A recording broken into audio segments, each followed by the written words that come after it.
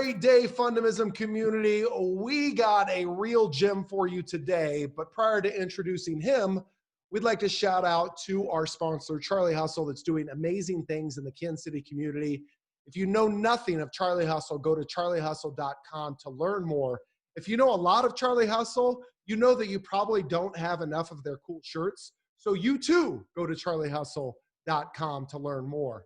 Today, we have one of the youngest shareholders of Hub International, VP of the Kansas City location, and the amazing and biggest and most, I call him the boss of LinkedIn, Mr. Scott Havens. What's good, Scott?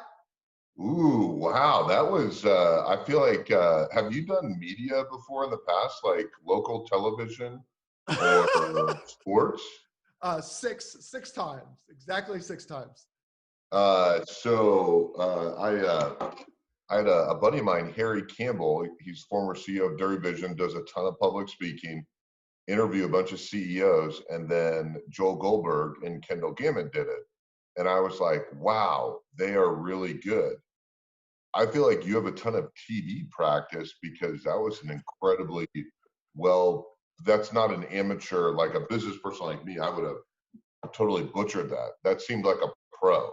Well, I think that if we really dissect it, I stumbled a little bit over what to call you in terms of LinkedIn, but nevertheless, I appreciate your thoughtful words.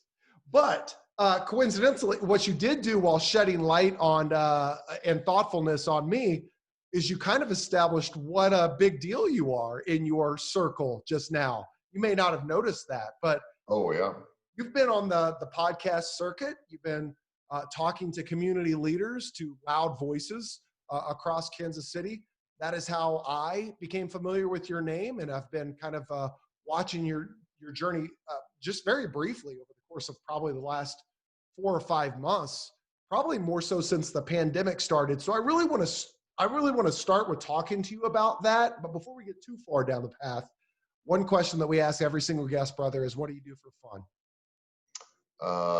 My heaven is always either tailgating or being in a body of water with friends and refreshments. So if I'm tailgating a parking lot, like maybe a Chiefs Royals game and run into someone like yourself, or if I'm at a pool on a river, a lake, something like that. So that's what I would do for fun. Beautiful. Right now it's changing diapers with 2 little kids. So not much going on. How old are the children? My wife and I just dropped our daughter off for her first day of daycare. So she's 3 months and our son's 2.5. And my wife's an angel, so it's also her first day back at work today. So a lot of big stuff going on this morning. For sure. So I want to talk about that because obviously that's very relevant today in terms of the topic of conversation, the pandemic and daycare and all that stuff. But that's the whole point of the question, what do you do for fun, right? Fundamism is the fundamentals of a fun and optimistic lifestyle. So whatever you do to interrupt this, these negative thoughts or things that may potentially be troubling you, or even to make a good day great, is what I call fundamism. So having things readily accessible like a body of water or talking to cool people, whatever it may be, I think that's important in getting you through whatever it is you're trying to get through. So let's talk about dropping your child off for the first day of daycare, because we just came through on the other side of society reopening, albeit knowing that risk hasn't completely gone away. So where's your head at? Where's your wife's head at with that? Well, to stay on theme with how you reach people, I mean, we're very grateful. I think there was a statistic 3-4 weeks ago that 40% of people making under $40,000 a year are unemployed right now. And so grateful was kind of we feel really lucky. She works at Cerner. I'm a partner in my firm, but it just pales in comparison what other people are going through. And so, we just feel very lucky and fortunate. Our son's been back at daycare for about 3 weeks. So protective masks, temperature checks, same parent picks up and drops off. Mm. tons of hand washing, and actually for a toddler that is usually sick a lot. I don't know what that means in terms of Spain. That he has not been sick, so I don't know. And am I allowed to ask you questions? How are your children doing? Let's go. I love it. My How children are are our children. See, you gave credit to your amazing wife, and here I am. My children, our children are awesome. Um, we made the conscious decision, and it was more so forced upon us by my mother, who is our children's best friend, but also an at-risk demographic. We were considering sending Brennan, our 4-year-old, who is named after Will Ferrell's character in Step Brothers. And that's right, bam, pow. You also mentioned the Royals. His middle name is Royal, coincidentally, as well. So, but nevertheless, baller Kansas? And his show sponsored by Charlie Hustle. Does this kid get any more Kansas City? you know what's funny about that is I've had folks. Did Rob Riggle baptize him, or is he his godparent? I wish we got to figure that out. But I've had folks reaching out to me, individuals that there is a group of people, and this is very smart. I haven't done it, but there's a group of people that actually track podcasts and proactively reach out and say they even have one sheet, Scott Havens, on why they would be a perfect podcast guest.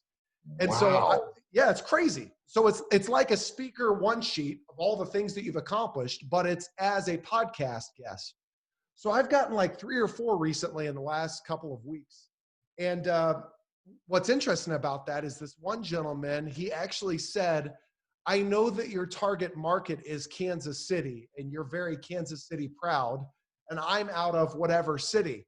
So what's interesting about that is my market isn't Kansas City. I just have so much Kansas City pride that it comes across that my only market is Kansas City.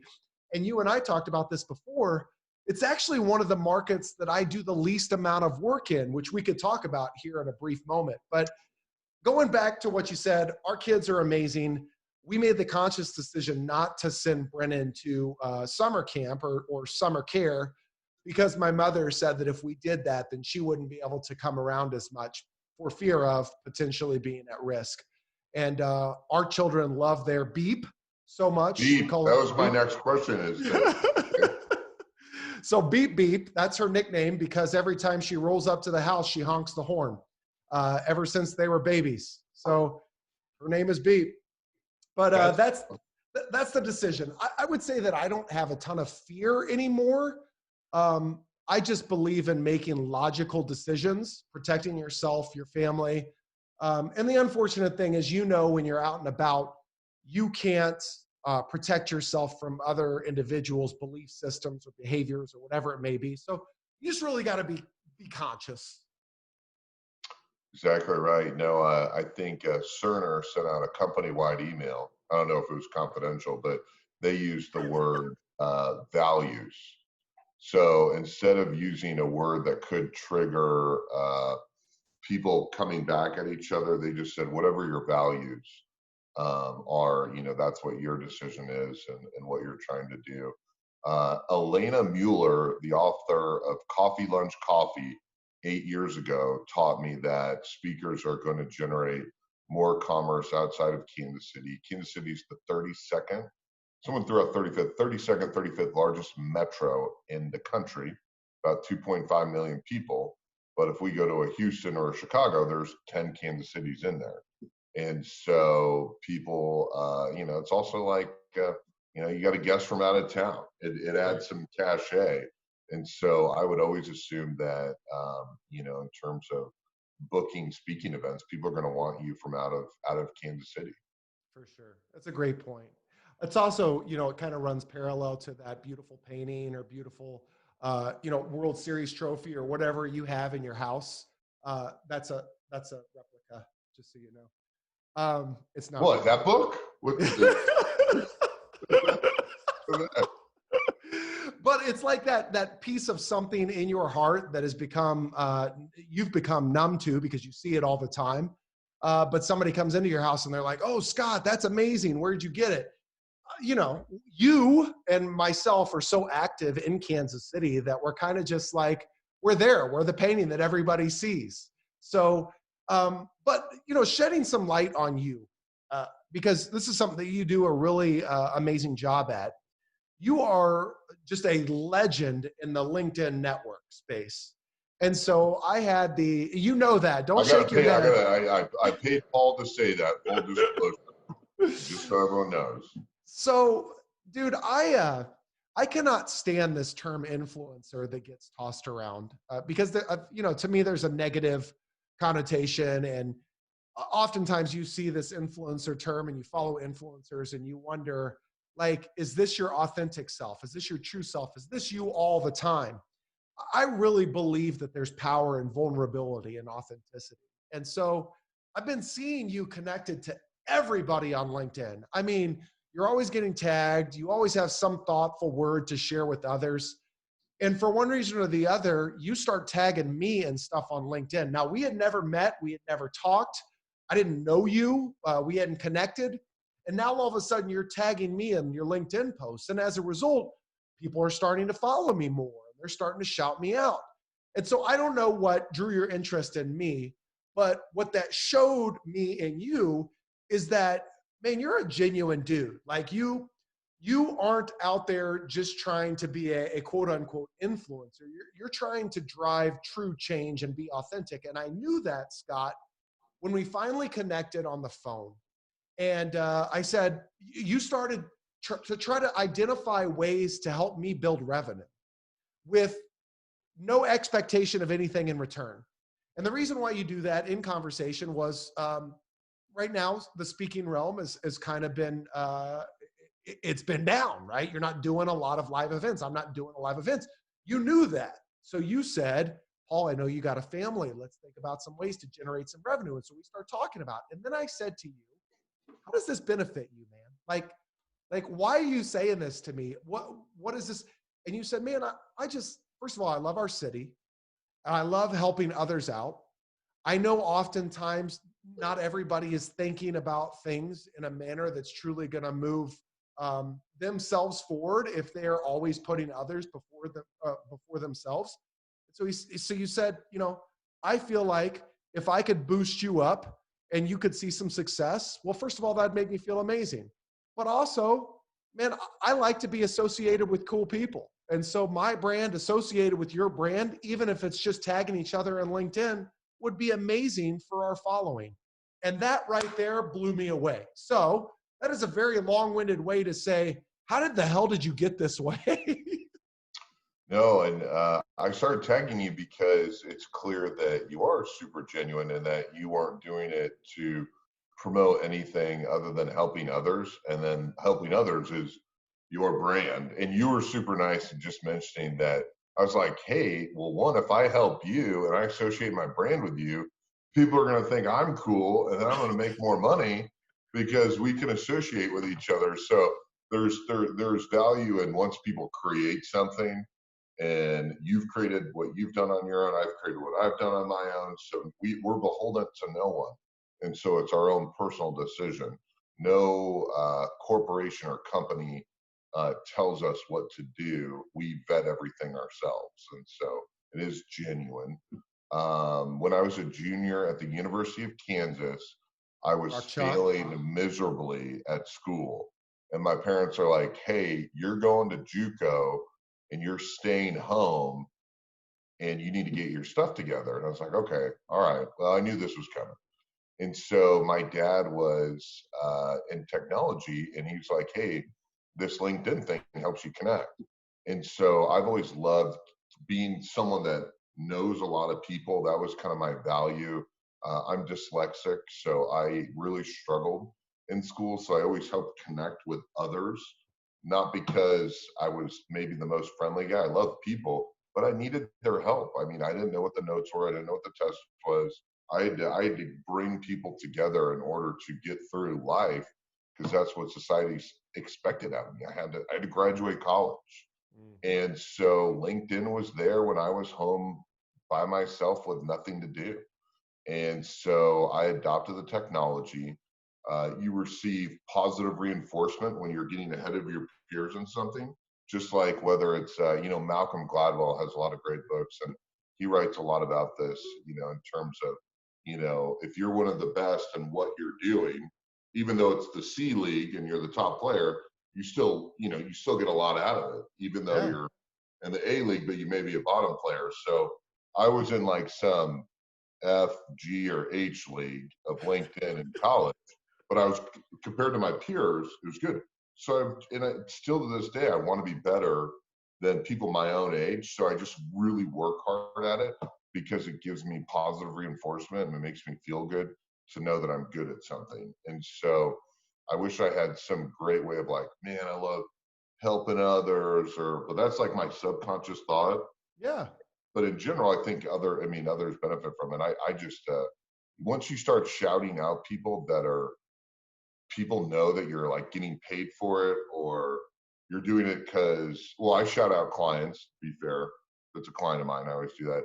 But if you're just shouting them out to do it, no one cares and no one likes you. Also, why do people on LinkedIn like pump their business? Like no one cares. Yeah. Like no one, I'm in insurance. No one ever is like, hey, tell me about your work comp loss ratio. Hey, tell me about, hey, you need deposits in banking, or hey, tell me about your PPP loan. Like no one cares. And I can't believe people like you and I get that, but I feel like 95% of LinkedIn doesn't get it. No, you're right. Well, what's interesting to me about that phenomenon was, first of all, it was a conscious choice of you to throw energy at LinkedIn. I see so many folks right now, especially our age, because you and I are very similar in age and demographic, uh, privileged white males, I mean, which I would love to talk to you about. That's a very hot topic right now and very warranted. But you decide to throw a lot of energy at LinkedIn, whereas a lot of folks in our demographic were throwing energy at Facebook and Instagram and Twitter, and not as many very deliberately threw energy at LinkedIn. And you're seeing the fruits of your labor. And only now I feel like LinkedIn's really getting the props and the credence that it deserves in moving your business or your brand forward. So that was conscious based on your father and a It conversation was you two had, it huh? was 10 years ago, Wow. or even Wow. longer. I mean, it was like 12 years ago. So that's kind of crazy. Yeah, I guess that was just luck then, because I was blindly feeding into something that I had no idea. Because Twitter, news, Instagram is more B to C. B to B though is LinkedIn for sure. For sure. Well, if you think about your success, knowing that you have a very long runway and you haven't accomplished the bulk of what you want to, because we talked about some of your lifelong goals when we first met. Um, if you think about the success that you've had thus far, what percentage of it do you attribute to networking and your deliberate approach to LinkedIn? Well, getting into the conversation, you're talking about privilege. It kind of rolls into there. If you're talking of 10 rungs of a ladder, I was definitely in the middle, if not on the sixth rung. But I was trying to compete against everyone on the ninth and 10th rung. And so, when I got my first job cold calling door to door, 50 to 70 doors a day in person, or trying to knock out 100 calls on the phone, I know that after 3 to 3.5 months, your shoes will wear out, because when you step out of the car on the driver's side, you're going to have your left heel swip. And every time it's going to wear out. And so most people would have quit that job, but I had no other option. How was I going to pay my tab at f.u.n and still hang out with my friends, and have enough money to have a beer on Sunday at Kelly's? Because I just had to do it. And so I don't think I saw the vision of LinkedIn. I don't think I saw the vision of working hard. I just had no other option. And I was trying to compete to beat someone else. And so the other thing that I've done, and it was really nice, the Business Journal wrote a really nice article on it. No one would meet with me because I didn't have any money for a country club. I wasn't anyone, like, I didn't have connections, but the women who mean business were super nice to me. And so 8, 9 years ago, I started partnering with all women, and they accepted me, and it's been the best business decision I've ever made. My business partner's name is Melissa Oliva. She's a single mom, 2 young kiddos from Clinton, Missouri. And so she's very self-made. And so we've been very lucky to have success in what is typically, this could be a little controversial, a generationally wealthy business. For sure. Typically, if you know about reoccurring revenue or if you know about large transactions, those are in the banking, financial advising, real estate, or insurance realm. And when you're in a city, let's say west of the Mississippi, it's going to be less than 5 generations deep. And if you're not part of that third or fourth generation, you probably don't know about it. Mm, It's kind of like if you don't know that wealth revolves from the plaza to 135th along state line, you probably don't know about for it. And sure. so I didn't. And so these are all lessons I've learned by just getting my behind kicked. Yeah. Well, I want to talk to you a little bit about, and I'm sure our listeners would be fascinated to hear about your journey and cold calling and door-to-door sales. Um, we had talked previously about me spending the bulk of my corporate career in a call center. And so I'm very well versed in that life and 50 to 70 calls a day and being challenged in monotony. And how do you create fun in that? And Yes. how do you know? Do you ever watch the show Workaholics, Scott? I saw almost every season except for like the last 2 seasons. One of the greatest shows on TV, but that was literally so it's gone now. It was on Comedy Central. Uh, it was pretty. You Don't got let to your be kids fresh. watch it. Yeah, you gotta be fresh. That's right, dude. It was so amazing because it was three dudes that lived that call center life, and I feel like that's what I was always trying to do when I worked in a call center. Is how do you keep it fresh? How do you make it fun? How do you differentiate yourself, knowing that the moment you take a call or the moment that you make a call, this person doesn't want to talk to you. They're angry. They feel as though you're infringing upon their time. They don't want to be sold to. So you got to find a way quickly to create connection, very similar to how you approach LinkedIn. So talk to us about your door-to-door sales approach. So have you met Harry Campbell? No, but I want to. We now, as a byproduct of you, are connections on LinkedIn. His book comes out at the end of the week, Yes. and you are the two, in my knowledge. I know 6,800 people. There's a little plug on LinkedIn in Kansas City, but you two specifically almost should think of collaborating on a road show for speaking for call centers, because in today's current economy, where we see a ton of unemployment, hopefully call centers are going to be a huge opportunity for Kansas City, specifically the T-Mobile and Sprint merger. A lot of the customer care is going to be coming to the Sprint campus. So just from a speaking opportunity, I'm super excited for you both, because you should be speaking and getting paid to talk to those folks. So, but you want to know about the whole cold calling thing? Yeah, I just want to know about your approach. How did What? you? Well, you got to tell me. Is it Boiler Room, Glenn Gary, Glenn Ross? What is your favorite movie about cold calling? Oh man. I Is mean, it I Wolf don't of really. Wall Street? I think it's got to be the Wolf of Wall Street, solely because Leo is just an absolute beast. And I liked who's the other little short guy? That's amazing. Jonah Hill. Jonah Hill. I love that role and his teeth in it. The whole thing was awesome. So let me break the news to everyone. The whopping maybe like 100 people that are listening. I don't know if there's more than that. You have a huge audience. Oh, dude. Hey, we're hitting about 4,000 every single month, right? So we're kind of, What? yeah, we're on the up and up, You have to son. be the most viewed podcast, I think, in Kansas City. Then No way. I think I think So it's the got to be. Startup Hustle. Are you familiar with Startup Hustle? Yeah. So they're on. They are sitting at. I think he gets 40,000 uniques a month. Now the difference between him and the Fundamism podcast is he drops one every single day. So obviously a lot more opportunity for viewership.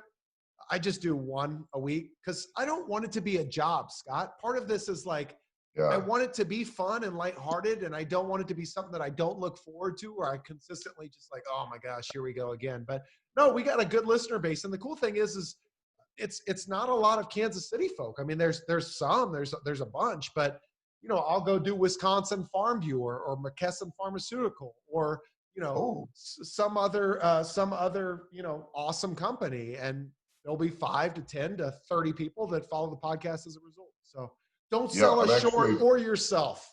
well, I mean, I, I would argue if you're getting 4,000 a month, that'd be better than Startup Hustle. I don't know. They're unique what they're doing, but neither here nor there. I'm actually, the reason why I was talking to Chase of Charlie Hustle this morning is Andy Rieger, Matt Basinger. I don't think we've told anyone publicly, but we are starting a short form podcast on interviewing CEOs in Kansas City Wow. in a very short format because we just think it's an opportunity for people to listen to 3 or 4 interviews in a short format on their way to work. Now, COVID-19, not a lot of people are going to work, but we're going to have some fun doing it, and it'll be super exciting. But that's amazing. So what I was going to say is, when people watch the movie Wolf of Wall Street or they watch Boiler Room, and they're like, "Wow, that's crazy! I can't believe they do that." That is actually the origin of a cold call. Is you pitch something familiar that someone can understand in a short period of time. You present yourself in a non-threatening, trustworthy way, and you get them to open the door to have a conversation. Now, the difference is with cold calling is you're not pitching them penny stocks that are never going to make money. Well, But they what made you are somebody money. pitching is a like a select quote just went public, which Yeah. is for anyone that doesn't know in Kansas City, that's a huge deal. A ton of wealth was created for people at a company in Kansas City, which is impactful to the city because they'll invest and they'll grow and they'll create more jobs.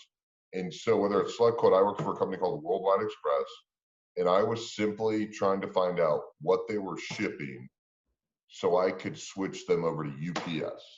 So I was a broker for UPS. And FedEx, think of Wilson from Tom Hanks' movie, Castaway. There you go. They did such a good job of branding that you would even say the term FedEx it. You're gonna send something, and so UPS had groundwork to do, and the only way to do that was the cold call. And so anything from Raymore Peculiar, Sedalia, St. Joe, Leavenworth, Lawrence, Baldwin, and everything in between. I've cold called all 71,000 companies in person. I've also cold called them over the phone 4 or 5 times, and that gave me my education in business and understanding. So when someone could throw out an industry like Wolf of Wall Street or like I could associate those businesses as if you give me a certain brand. And so, if you were talking about advertising, I could throw out VML, Bernstein Rain, Ascend Learning, stuff like that. So you just associated things, and I could even tell you who is selling different phone systems and Lenexa as opposed to Liberty. And so you learn, and then people would open the door because they assumed you knew what you were talking about. And I was always, and still am, I'm a mile wide and an inch deep. But, people trust me because I do genuinely want a good outcome for their organization. But cold calling is awesome. And I just like the light bulb went off in my head when you were talking about you speaking to folks that do call centers. Like people should totally hire you. Like if their strategy was like, hey, I'm just going to have Paul come speak once a month, and then Paul's going to run our games. Like that's all you would need, and you would come in, do the awards, do the recognition, Yeah. because like that is I mean, if you're young, a lot of people don't realize if you're not born wealthy, you don't choose to go into a call center. No one's like, you know what, I'm gonna be a telemarketer. They have no other choice. I had no other choice. Right, It's for the way to sure. make money. Well, if you have no other choice and you're stuck, you might as well have some fun and maybe like Batman in the Dark Knight, crawl your way out of the tunnel. Yes. And so we talked about this a little bit on our call that one of my challenges in the brand that I've created, and it's been very deliberate, mind you, that my brand is fun, right? And Fundamism, and to be lighthearted, because I know, and that if people aren't thinking about all the crap that's not working, if they're not thinking about how much they hate their boss, if they're not thinking about the shitty culture, excuse my language, and they're thinking about being appreciated and the value they Earmuffs. offer. Yeah, yeah, earmuffs. Hey, I don't know why you always got to do it in front of the baby. It's all you got to say is earmuffs.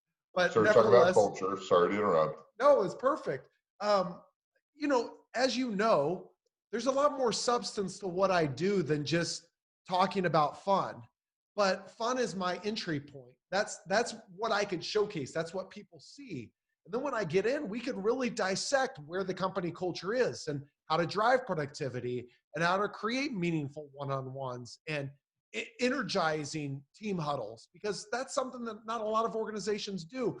Whenever I do consulting, Scott, one of the first questions I always ask folks is, how often, now listen to the words that I'm choosing, very deliberate. How often do you schedule or deliberately schedule your developmental one-on-ones? How often do you do it? How often do you meet? Assuming that they do it, right? Well, what do you mean, they always ask? Well, we typically do their annual review. We do them quarterly. Oh, or when they mess up, right? Oh, so you don't regularly schedule one-on-ones. You don't, you're not conscious about the development of people. If you're constantly reaching out in gotcha moments to say that people screwed up, well, you're driving negative behaviors.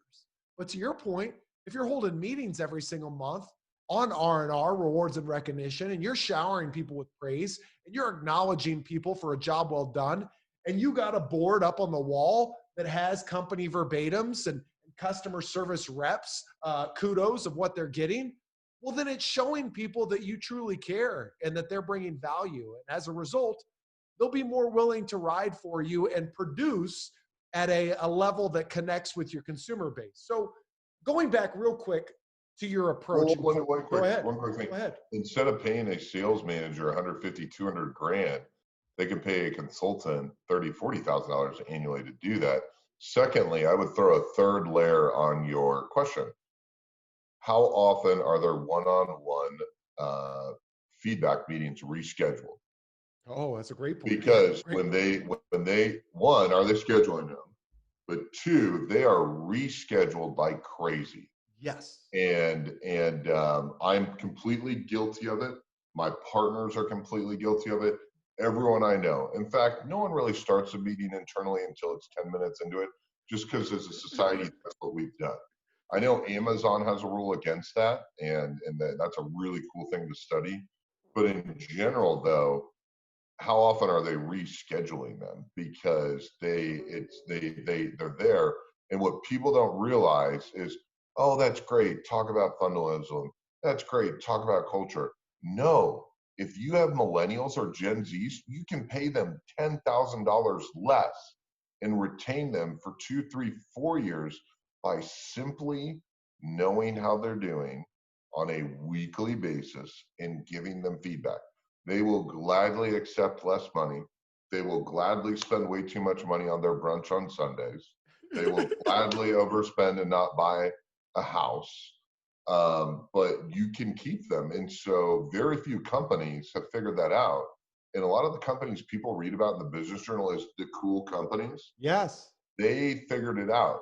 Well, We guess talked what? about this. They're not doing it because they're loving their employees. They're not doing it because I'm sure they do. They're doing it because they can pay them less and make more money. And they figured it out. They just disguise it as, hey, we got a company bar. Hey, we have a company chef. Hey, we have one-on-one feedbacks. Those are all great. And I actually encourage them because people should be happy. I think the study says most people, is it like $72,000 a year is like statistically when people become like where they may or may not want to make more money.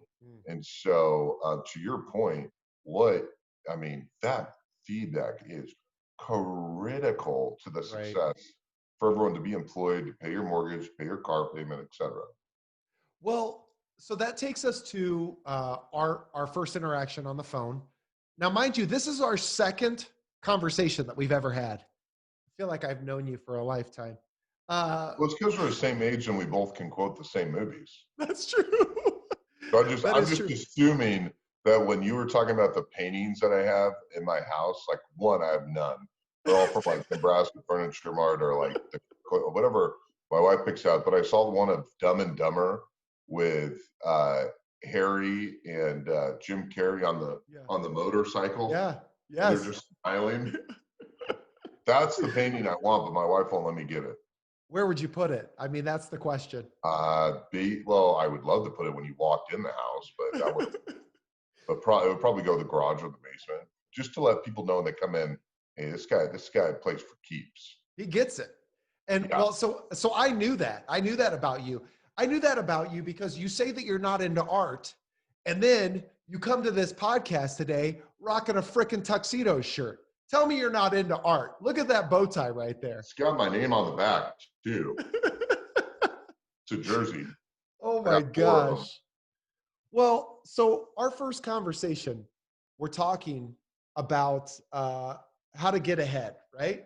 And specifically, you're challenging me, and I'm challenging you.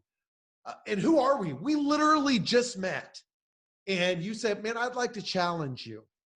And then you talk about, some of the things that you've accomplished on LinkedIn and some of the connections and some of the kudos that I gave you earlier in terms of being one of the youngest shareholders and all that stuff. And you kept attributed it to the grind, like, dude, I'm diligent. I bust ass and, I go hard and blah, blah, blah. And I said, Scott, you keep saying that, grinding and whatever got you to where you are. I know no less than 10 to 15 people that have commented on you, that have introduced me to you, that have said things about you and what they know. And not one of them have said that, man, that guy is just a grinder. He just goes hard. No, they say that you're great at connecting with people. You're great at understanding the value of others and relationships. Now, as we are introspective and we identify where we are, where we're headed, and how we aspire to get there, it's easy to shed light on the things that we think are getting us there, and also not shed as much light on the awesome features and things that we have. But I believe that what gets you specifically, Scott Havens, in the door is your ability to connect with others and the value and priority that you place on relationships. Now, when people connect to you or with you and they see your tenacity and grind, well, then it's even that much better because the Wolf of Wall Street was a grinder. He was also an asshole, right? And spent years in jail. So they go hand in hand. My point is, this love for people or relationships, and you downplay it a lot in the conversations that we've had too. Where did that come from? How did you get that? Under the understanding of about what makes people tick, Yeah, or for sure. And realizing that if you throw energy into connecting people, then ultimately it'll benefit not only them, but you as well. so everyone always says, in college, it's not the grades you make, it's the hands you shake, or whatever cheesy comment. But, if you have the most brilliant idea in the world, that's awesome. But no one cares. And if a tree falls in the forest and no one's there to hear it, no one cares. And so if you can't connect someone to someone else that's going to pay a monetary value for it, just like the open market selling or buying a house, it doesn't mean anything. And so people have always told me, you need to learn, you need to become an expert, you need to get good at something. And I just never listen. I still don't, because I don't think it matters. Unless you know the market and understand what the value is and how to connect others to create commerce, you won't know. And for me, the reason why I dig into the story of, for instance, I really dug into your past to understand that you jumped without a parachute and figured it out. And a lot of people that have success and they see all these amazing accolades is, well, they were going to make it no matter what. They just hung on long enough. And so I like knowing that Paul, he took a huge risk, created his own world, and did everything on his own. And granted, you had people helping you along the way, but it wasn't like someone was financially bankrolling you. Sure. And so for me, I ask those questions because that's how I form trust with people. Mm. And if someone just as if we're just going to refer business back and forth, that's fine. 95% of people I don't even do that with. Then there's 5% that I do. But then there's our relationship where I'm just like, how do I learn from Paul? Wow, he can think on his feet. I haven't seen something like that since Grant Goody, where people just literally just want you to speak because you can analyze a situation live and make really thoughtful and intelligent like when you challenge me, like you are so right. No one ever goes, oh man, that guy cold called him and do business with him. They want to do business with me sometimes for superficial reasons. He knows a lot of people. He's a member at this country club. He's achieved this success at a young age. The Business Journal wrote about him. He wears And tuxedo so shirts. that's just because we're hanging out. But I mean, like, yeah, people want to do that. And I'm wrong in thinking that people like my hustle story. And so I'm trying to learn and figure out how to incorporate that. Like I used to always have a knock against people that were born on third base and had already achieved a lot just because of their situation. And then I realized like, well, shoot, 90% of the people I'm interacting with started out on third base. So I got to quit saying that story because I'm really insulting people that I'm doing business with. And so I'm learning and you're helping me learn that no one cares about, kind of like I made fun of people like no one cares what they post on business. I guess what I should be learning, help me. I don't think anyone really cares about the grind, do they? So that's an interesting topic because we just broached the whole podcast, the startup hustle, and I know countless Instagram folks that are out there and speakers making a strong living on just doing the damn thing, working your tail off, right, and grinding. So when you said, it hit me like a ton of bricks just now when you said I'm wrong. I don't think you're wrong. I think whatever you attribute your success to is your narrative. That's what you see. I think that there is a wealth of other possibilities that it could be attributed to. There are folks out there, Scott, that see you as a grinder and they attribute their success to them. I would argue that's probably not as many as you believe it to be. However, you're not wrong. We're just talking about different perspectives, which is the f.u.n, right? Understanding others' perspectives. And what you Yeah. magnificently just communicated is that by asking questions and by showing a genuine interest in others and by not making it about yourself, but rather being inquisitive about others, well, then they get the opportunity to tell you what their perspective is. And you're going to hear through whatever words they articulate what resonates with them most. Because if you're asking questions, and I say, man, you know, I just admire the fact that you're out there every single day. You put yourself out there every day you post. Well, you understand that one thing I value is drive and tenacity. And so now you know, well, that's my angle. I'm going to position myself as a grinder and it's going to resonate with them. Whereas if I ask you questions and you say, man, the one thing I admire about you is your love for people and kindness and the fact that you're just authentic. Well, I know that that's what you value. So that's now my angle. So I don't know, man. What I want you to take away from this, hopefully, is that whether you're wrong or right, you are. You are whatever you say you are. But there is a whole different perspective of individuals that would say the exact opposite. Yeah. Do you do sales coaching as well? Yes, sir, I do. Yeah, I mean, yeah, because that is I've literally, I mean, I've been through the ringer on sales coaching just because that's what we do, but I don't think anyone's ever given that perspective of why people approach things the way they do. Just like I always give a KU comment, it's like Bill Self says his greatest attribute is being a chameleon and being able Yes. to adapt. And so I guess I need to quit think. And when I originally heard that, I thought that was an insult because no one wants to be a chameleon or a used car salesman. But in a lot of ways, it's a huge attribute to be able to relate and connect to people. I mean, it's what politicians do so well. For And so, sure. but we don't want to relate ourselves to certain brands. So it's very interesting. Well, and to be Well, clear, I'm not saying be disingenuous because oh no. we've established that you're a hard worker and tenacious, but we've also established that you're kind and thoughtful and authentic. And so if you showcase either one of those things, you're not being disingenuous. It's just the angle that's going to resonate most with them. And that's what I think Bill Self does is, yes, he is a chameleon, but he's not demonstrating somebody that he's not. He might be 1, 2 to 5% of what he's showcasing, right? And just really shedding a light on it, but it's still inside of him. He's not being somebody that is completely inauthentic, if that makes any sense.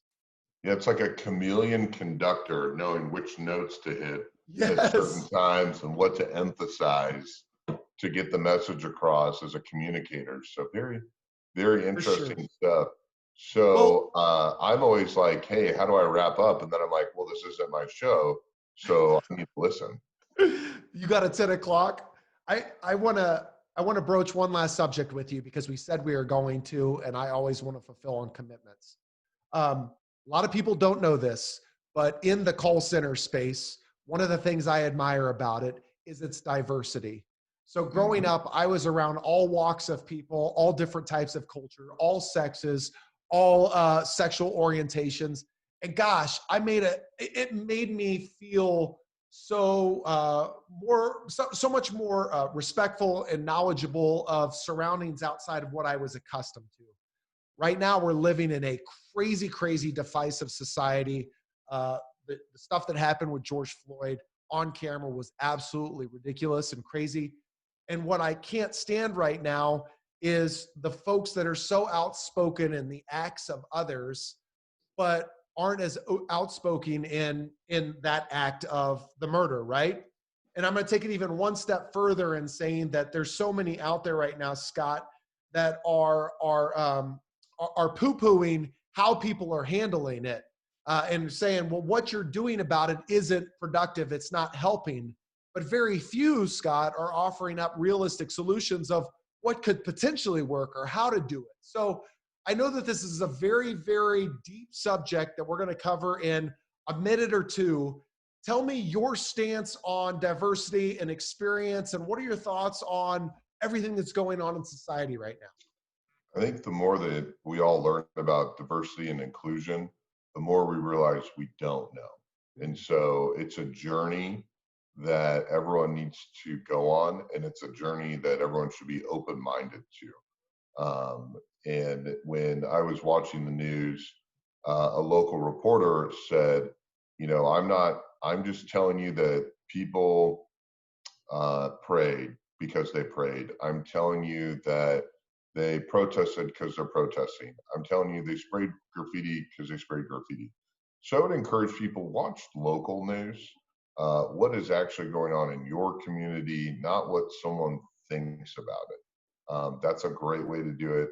From a Kansas City perspective, Mayor Quentin Lucas is amazing.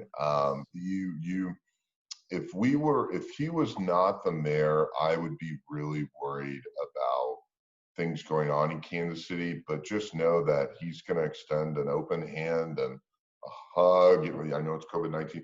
He's going to be there, and I think he is a rare person that can command a crowd if there were things that were not going well. But people should be frustrated. They are frustrated. They should be protesting. They are protesting. And,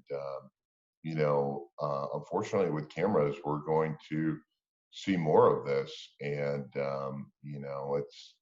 it's a very, very complicated subject that I hope that we continue to just shed light on it and have people understand it and not so much feel what certain media outlets think about it, but actually listening to people in the community and having those conversations.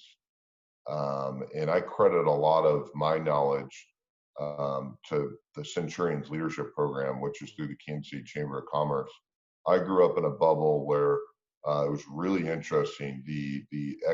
Everyone's socioeconomic status was very within. This is going to sound horrible. Within a couple $100,000. Wow, that was bad. But that's where I grew up. I grew up in a suburb where every Sure. fourth house was the same, and I think every fourth house worked at Sprint at the time during the '90s. And so really the conversation I don't think is so much around race as it is race and poverty. For sure. And that is understanding what someone goes through on a daily basis. When I visit the Boys and Girls Club that's close to the plaza, and I realize that most of the children have never been to the plaza in their life. Mm. What? How's that possible? It's 4 miles away. Well, just from, well, then how do they get food? There's not a grocery store there. Well, then how do they how do they do after school? Like, who picks them up? They walk home at 9 o'clock at night in a very dangerous, so, why did they steal? When they were hungry, they didn't have any, so there's so many things. No one wakes up one day to be in the situation that they're in. They're born into it, and it's very, very complicated. And so, again, the more I learn about it, the more I don't know. And I would heavily just suggest to people that if they're looking for an answer, they're probably not going to find one, but they will find, if they understand what's going on in their local community, maybe a little bit more empathy. And right now, empathy is what I think people need to learn, because before they make a comment of, are you more likely to get pulled over because of the color of your skin? And I say yes. Well, I don't want you to come at. I mean, that's scary for me to say, because now I feel like everyone's going to come at me with a different point of view. What I'm saying is, you are more likely to be pulled over. And if you want me to tell you why, let's sit down for 4 hours. Yeah, and have a Share and discussion. talk about it, because let's have a conversation, because it's going to take 4 hours for you to truly understand my thoughts and your thoughts, and how we can be productive and how we can connect. And so, local news, local leaders, if people have concerns or they want to help, people that are in the government, that are in the law enforcement, that are in the community, they can help you further your understanding, but there's not going to be an answer. For sure. What I heard you just say is that in it taking 4 hours to have a conversation or dialogue, a realistic conversation about this, that I really just did you a disservice in bringing it up in the last 2 minutes of our conversation. Oh, no, I think you and I'm just messing with you, dude. It's interesting. Yeah, we're both suburban kids that probably share the same viewpoint, but it's exposure, and I am by far not an expert. I'm not saying I know anything. I'm just saying I have a little bit of information based upon a program I went through the Kansas City Chamber of Commerce that I've learned. I have no idea what I'm talking about. But I do know that local leaders can help you, can guide you. And I'll leave you with this. So you asked, I'm always looking to close, and it's not my show. Here's the power close. One thing that you do know, and you know very, very well, is the power of love and kindness. And so an old ancient Chinese philosopher by the name of Lao Tzu once said that kindness in words creates confidence. Kindness in thought, well, that creates profoundness. But kindness in giving, well, that creates love. And ultimately, what I know about you, Scott, is that you're constantly giving love. And there's no risk in that. There's no risk in waving to a stranger and saying hello. There's no risk in telling somebody that they're valued. There's no risk in saying that I ride with you and I respect your perspective. It may make you uncomfortable. It may make you feel like you're putting yourself out there, but the benefit far outweighs any potential negative thoughts that come to you. And if we were all more vocal in love and sharing kindness, like you do regularly on LinkedIn, and then the 2 conversations that we've had now, I think that those that have hate in their heart will be showcased, and they'll have no refuge but to either reflect on where they are or get left behind. So from the bottom of my heart, Scott Havens, I would like to say thank you for being a guest on the Fundamism podcast. I look forward to what's next in our relationship and you challenging me, and likewise, my friend. Thank you, Paul, so much. I really appreciate it. You bet. To the Fundamism podcast listener, we couldn't do it without you. Our goal is to create love, kindness, joy, fun, and fulfillment in the lives of others. So go out and have some fun today, and hopefully create some fun in the lives of somebody around you. From the bottom of my heart, I thank you, and we'll catch you next time. Deuces.